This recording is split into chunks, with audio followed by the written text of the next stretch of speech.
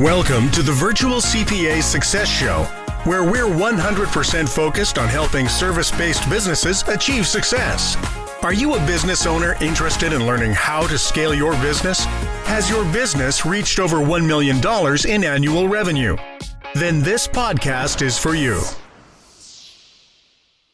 Hello, and welcome to today's podcast. Today, we're going to touch on an awesome topic for all of our listeners out there. We're going to talk about what types of meetings should you be having to keep up with your finances. So we think it's a really good topic. So we brought in one of our best CFOs, Kristen Reinking. So she'll be joining Jody and I to talk through this topic. So I'm going to throw it over to you right away here, Kristen. What do you think? Before that, Kristen, we say best CFOs to everybody that comes on, just so you know. I understand. She's listened before. She knows.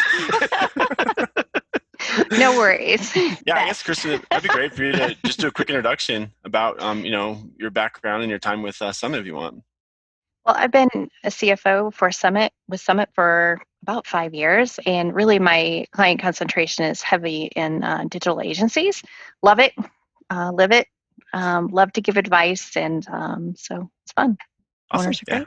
I know clients love you. We do NPS scores, and Kristen's one of our highest scoring NPS scores. Every time one comes from Kristen, we're like, yep, another 10. Here we go. That's the way Kristen rolls. So, she does great work, so this will be an awesome topic for us to talk through. So, I'll start with you again, Kristen. So just kind of talk about, again, what do you think are the most important meetings that any organization should be having about finances, and how often should they be having those meetings?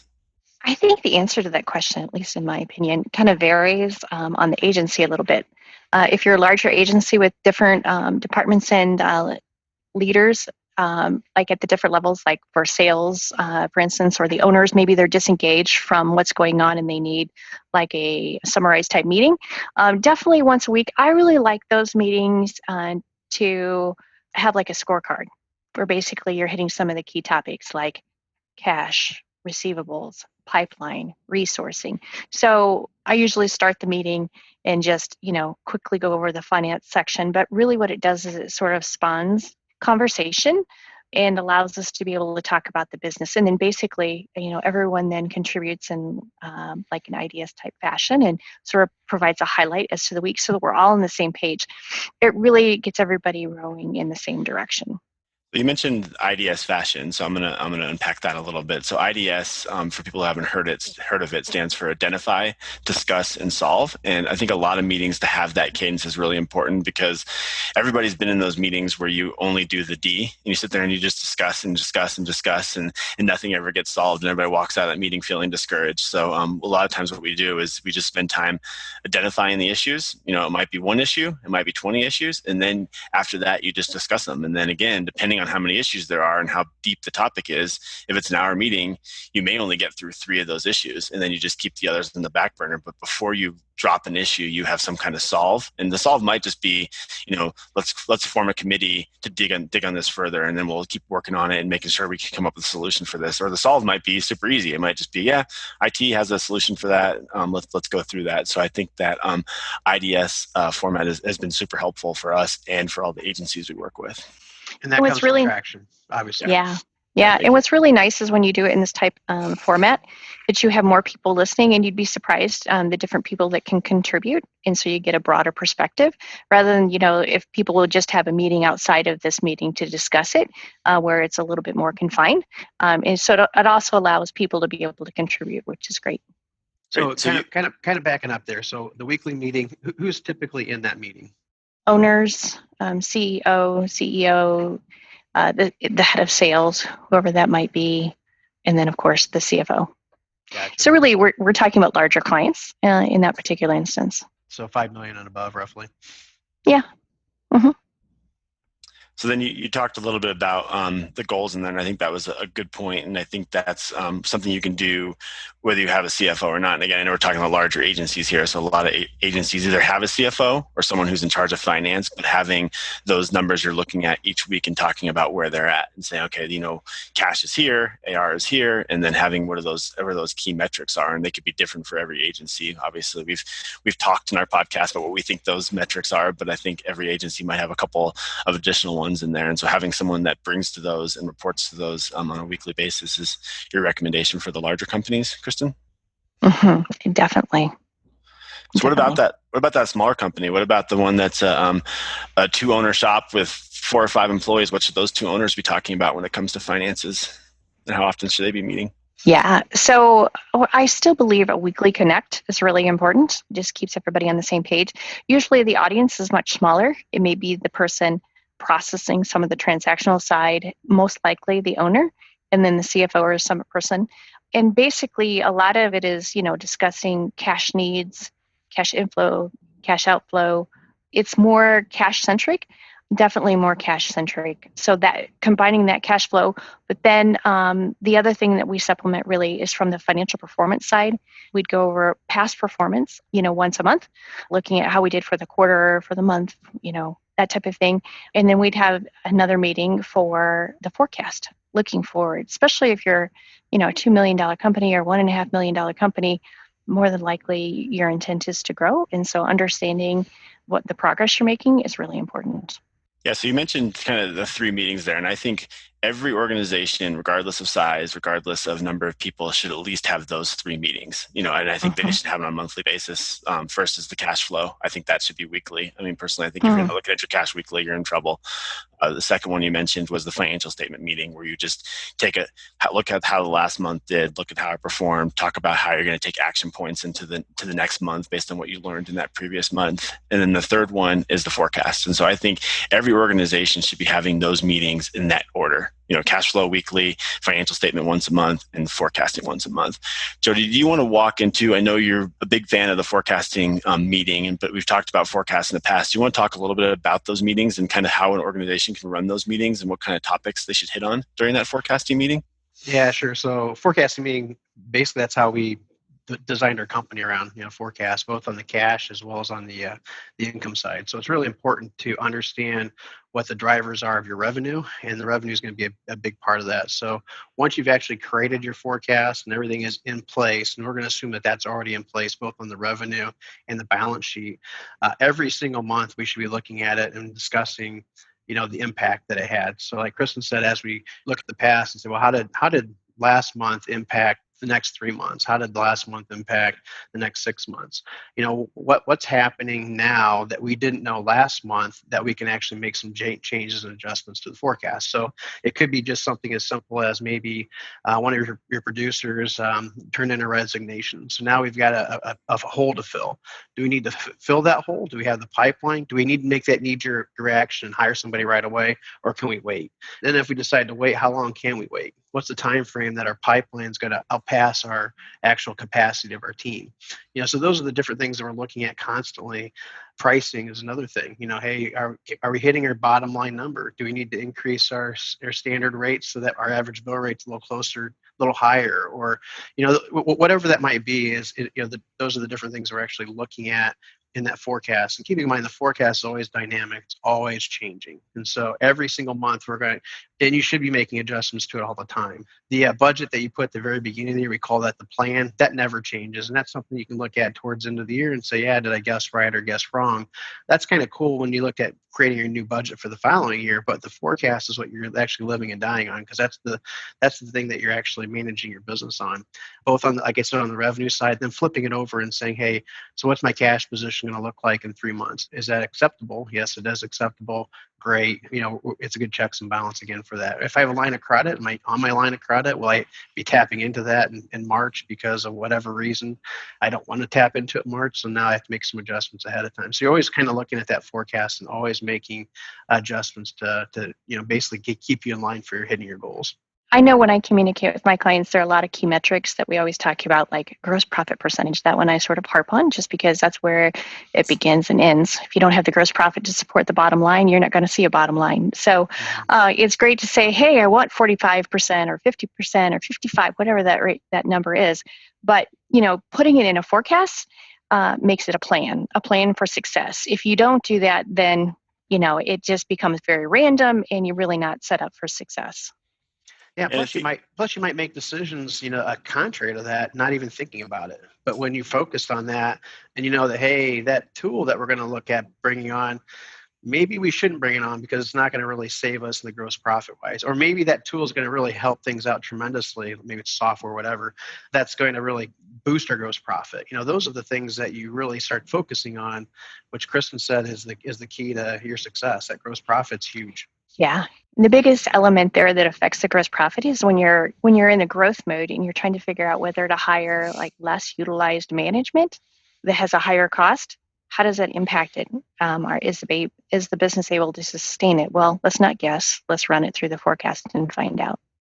And I think the other important thing too is to look at different periods of time in this forecasting meeting. So always look at the next month, look at the next 6 months, look at the year end, look at what the year is going to be, because that will help you make some of those decisions. So if you thought you were going to be, when you created your plan, you wanted to be a $5 million company with 20% net income, and now here we are in July, and we updated the budget. We have 6 months actuals in here. Now it looks like we're only going to be a $4 million company with 10% profit. You still have time to fix that, right? You still have time to either try to grow your revenue over the next 6 months, or maybe there's some costs you can cut because you're not a $5 million company. Maybe there's some things you can do to still get that 20% net income just based off the current revenue. So that's the other thing, is you want to make sure you're looking at those numbers, and that's helping you drive those decisions, because it's going to create a lot of really good topics between your leadership team and you and the people that are actually building the budget. And it also helps you go to departments. Be like, wow, look at our marketing department's really bloated right now. Let's go, instead of like me, Mr. CEO, trying to make that decision, let's bring in the marketing manager in here and try to figure out what we can cut and what do they think makes the most sense, because we are $1 million less in revenue than we thought. And to kind of add to that, December 31st isn't the end all of all budgets either. Right. If you're looking at it, you think, well, I just got a slow start because of X, Y, Z, and that's a legitimate reason. Well, then maybe you'll be that $5 million company 12 months from now. And so, you might be in June, and now your target's kind of changed a little bit. It's just delayed. So you wouldn't want to necessarily make a reactive decision just to get it done within a fictitious timeline, which is December 31.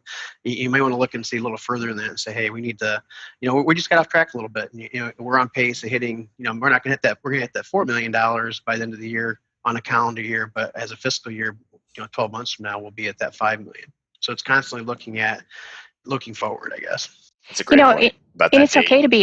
It's okay to be outside of parameters. Like, for instance, maybe you're in a growth mode, and so our parameters are 9 to 11% for sales. But the truth is we may be intentionally investing in the company, and it may be 15 or 16% for a while. As long as it's intentional and their ROI is there, then it's okay. As long as it's understandable and everybody's aware of it and we're keeping track of it. That's the big thing you get from the forecast, is just that constant awareness of where are we and where do we want to be and why are we doing it. As long as it's justified, you're good. Yeah, no, that's a great point. I think I like Jody's point about December 31st just being a arbitrary date that's kind of pulled out of thin air. It's important to look back 12 months, forward 12 months, and be like, okay, yeah, let's look at instead of looking at what we're forecasting this year, let's look at how we did the last 12 months, compare it to what we're going to think the next 12 months look like. Even if we are looking at June, what are the next June to June looks like? So great point there, Jody. And that's kind of what, when I look at our financials, I'm always looking at the next 12-month rotation. And I also look at what the last 12 months look like as well. So in the June, I'm looking from July 1 of 19 to June 30th and saying, hey, how did we do comparably over the last 12 months in the same period? And so it just kind of gives me an idea, or are we truly improving year after year? And then I look at the next year going forward, and is that going to be improving over what we just accomplished? And so to me, that's a really important thing. It just shows me that we're growing profitably versus just simply growing. Great. So we hit on the forecast quite a bit. So that's a very important meeting. And if you're not having it, I would definitely recommend having that meeting, because it helps you keep your company moving forward and making sure you have a roadmap to follow. So next topic I want to talk to in a little bit more is that financial statement meeting. So what should a small business or a business in that $5 million realm, what should they be doing when they're doing that financial statement meeting? I guess my first thought, and I'll let Kristen expand on this a little bit more and add her thoughts as well, but I think you want to make sure you're asking questions during this meeting, whoever you're asking questions to, whether it's your COO, whether it's you have a CFO, whether it's your bookkeeper who's doing the transactions. You want to make sure you're asking questions to understand what's going on there, and not just basic questions like, oh, why did we spend $5,000 with XYZ vendor? You don't want to just ask those type of questions. You also want to bring those questions to the COOs. Like, do we really need to spend $5,000 with XYZ vendor? And can have those discussions when you have that financial statement meeting call. What else do you think is important during that financial statement meeting call, Kristen?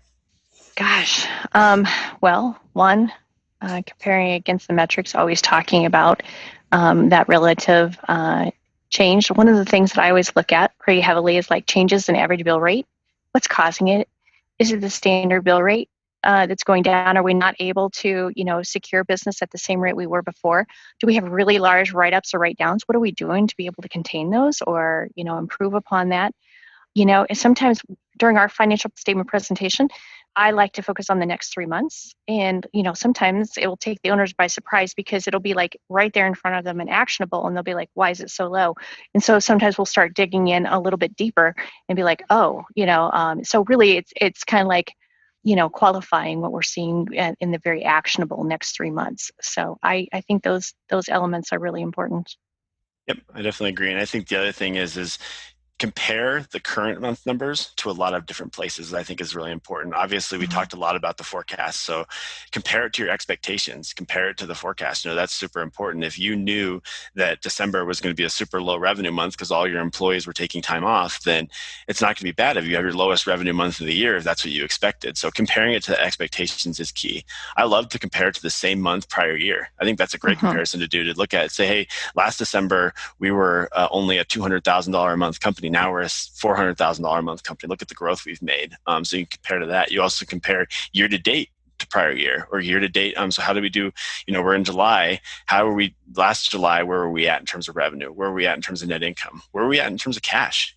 Or where was our AR turnover at? What was our effective rate? Just compare all those things to different points in time to help you get that right perspective, because you never know what's going to give you that additional insight you need for improving your business. So that's one thing I always like to do in our call, is just sometimes just point out the weird numbers that you can compare to. Yeah, and to kind of add on what Jamie's saying there, that's hugely important because, and if you're sharing your financials with your team, it's even more important to add context to it. Because, like you said, if November, December, because of holidays, we were planning on having our lowest months, we may actually have negative income. Our bill rates may actually be very low. Our utilization may be low, and so it could be a combination of everything else. If you just look at it in a bubble, and say, look at your November, you could think, oh my gosh, the sky is falling. What are we going to do? And make some really serious knee-jerk reactions that could really detriment the success of your company. Instead, putting it in context, like you're saying, and then saying, well, yeah, we were planning on it. Actually, we ended up with a $15,000 net loss. We thought we were going to do negative 30. So, man, we did a great job. High five, everyone. Exactly. Our bill rate's the lowest it's been all year, but we were planning on it. It was planning on being higher. We were planning on it. That's even higher than we were forecasting. High five, everyone. Those are kind of weird conversations that say, hey, yeah, we had this great loss. Let's give each other kudos for it. And in reality, when we were forecasting, it was supposed to be a much greater loss. And so, those are really important. And obviously, the converse is important too. You might have had an August that was like the best month you've ever had in your life, and now it's like, oh, let's take some money out and spend it on this new vacation home or something. And in reality, it was supposed to be that way. Maybe it didn't. Maybe it wasn't. Maybe the next month you're going to see a little backlash because of timing. Something like that could actually have impacted. And so it's important to take all that in context, especially when looking at something that's static, like a financial statement. Hey, Jamie, I want to bring up one other thing. So this really is incorporated into the financial statement. However, I know that there's also a separate meeting specific to this, and that's the pipeline. Because we say looking at the forecast, but the truth is anyone can forecast anything, but we need to be sure that it's based in reality. And the way that we forecast is based on capacity.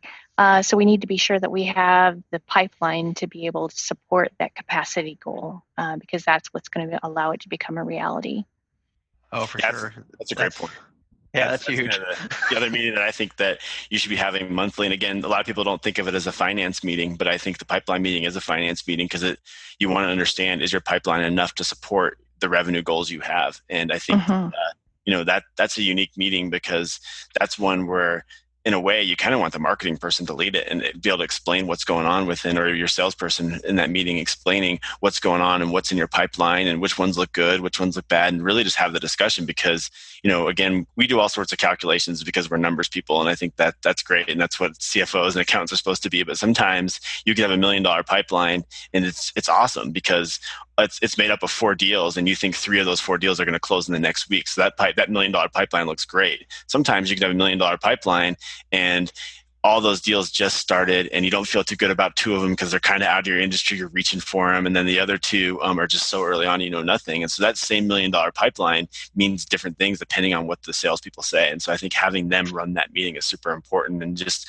really helping you understand what does the outlook look for this next at least 3 months.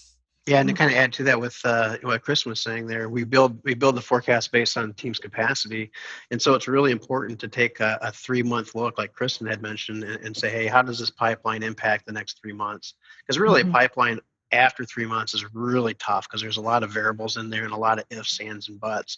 But the next 3 months, you pretty much have a good grasp on that, and everybody's pretty comfortable typically with that. And so it's important to make those adjustments now. You know, even though your forecasted or your capacity says you're gonna hit $3 million over the next 3 months, or $100,000, or whatever the dollar amount is, if your pipeline's not showing that, and historically, you don't have a big makeup, meaning that typically at the end of the month, you don't make up half your pipeline, for instance, you need to know all that kind of stuff. But you want to make those adjustments there so that you don't kind of fool yourself into thinking you're going to be better or worse than what you actually truly are. Yeah, I definitely agree with that for sure. And I think that the pipeline compared to capacity is important. And just so I think all the topics we've hit on in this podcast, we're talking about a meeting schedule, and I think that's important. But I think we've hit on 4 or 5 topics that have a half-hour podcast alone on them. So if you're interested to get more information on any of these things, whether it's pipeline, cash flow, financial statement metrics, or even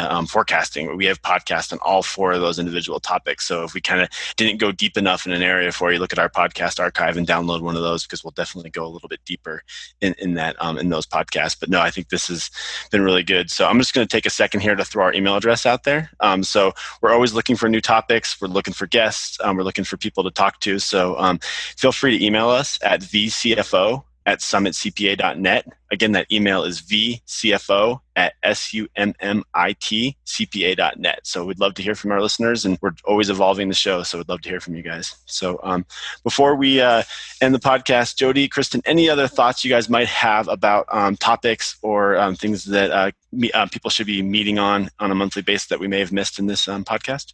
I would say cash flow meeting at least once a week, and it really needs to cover all inflows, all outflows. This is not a financial statement meeting. We don't care about non-financial stuff like depreciation and stuff like that. We're looking at, what loan payments you have going out, when's your revenue expected to hit, the exact day, so that you can plan on it. And that's important for every business owner. At least take 30 minutes out of your Monday or Tuesday and look at that, and then kind of recap the following Friday on, hey, what actually did happen through what we forecast, so I can make adjustments and get it ready again for the following Monday. So just a reoccurring thing. And if you're not doing that as an owner, that's pretty silly. You need to make sure that either you or you have somebody on your team that's 100% responsible for that, and looking at that and communicating that back up to you on a weekly basis. No matter if you've got $1 million in the bank or you don't have anything in the bank, it's important to know what that is.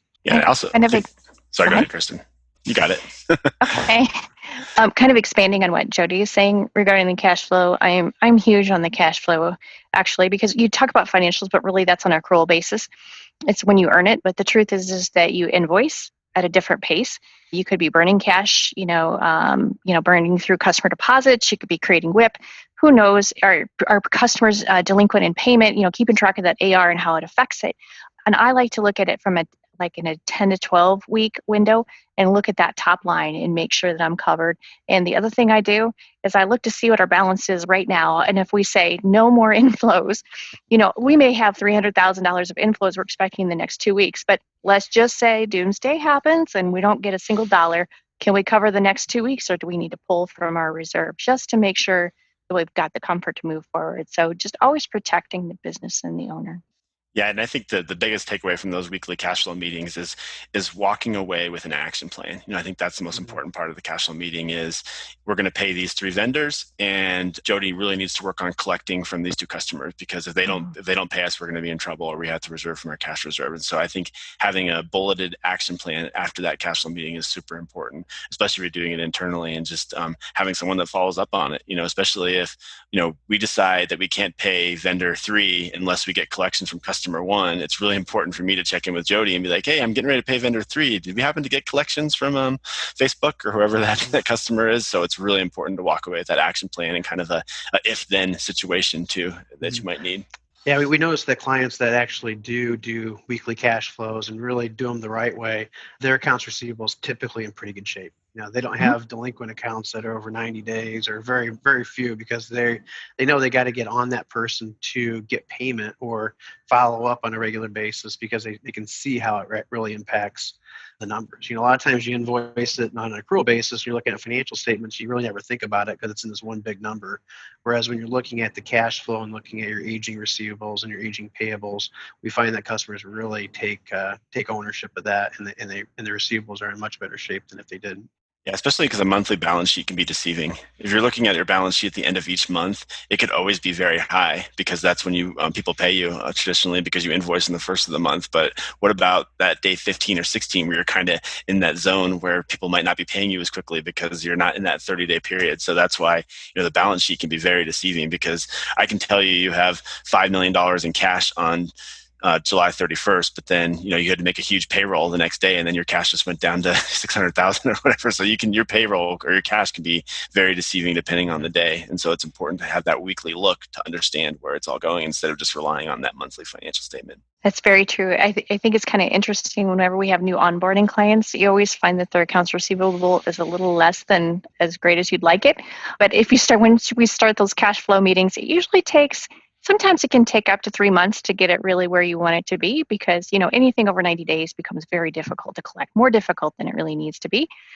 Rather than if you just keep pace with it, then your clients know that you're going to be expecting it, and they just send it naturally. You develop a cadence that they're expecting. So yeah, it's a fun thing that we see with new onboarding clients, that first 90 days evolving. Awesome. Well, we are right at time here, so I appreciate you joining us, Kristen. I'm sure the listeners will be emailing us that we want more of Kristen, because that was a great topic, and maybe a little bit less of Jody. So appreciate you as well, Jody. Good job as always. So appreciate you guys coming, and this was a great topic. Yeah, thanks Jamie.